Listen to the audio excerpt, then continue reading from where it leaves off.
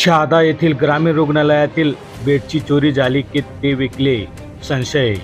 वरिष्ठ वैद्यकीय अधिकारी बर्डे यांच्या प्रसारमाध्यमांसमोर येण्यास नकार. नंदुरबार जिल्ह्यातील शहादा तालुक्यातील रुग्णांसाठी मोयदा गावाजवळ ग्रामीण रुग्णालय असून आरोग्य विभागामार्फत भोंगळ कारभार परत एकदा चव्हाट्यावर आला आहे. रुग्णालयातून रुग्णांचे 4 बेड चोरी झाले होते का विकले गेले होते यात मोठा संभ्रम आहे. मिळालेल्या सूत्रांच्या माहितीनुसार शहादा ग्रामीण रुग्णालयात रुग्णांची मोठी वर्दळ असते.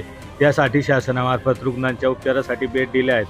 तेथील कर्मचाऱ्यांनी 4 बेड खाजगी दवाखान्यात उपयोगासाठी घेऊन गेले असता 1 महिन्यानंतर रुग्णांना बेड अपूर्ण पडत असल्याचे बेड चोरीला गेल्याची बाब लक्षात आल्यानंतर संबंधित कडून तडकाफडकीने बेड परत आणले व सदर विषयाला पांघरून घालण्यात आल्याची घटना समोर आली आहे.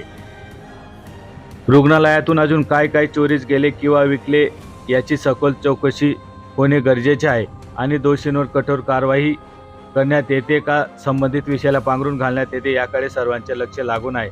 शहादा ग्रामीण रुग्णालयातून चोरी करून विकणारा कर्मचारी कोण, त्याला अभय देणारे बडे अधिकारी कोण याच्या सविस्तर विश्लेषण पुढील बातमीपत्रात. SMTV मराठीसाठी संजय मोहिते, शहादा.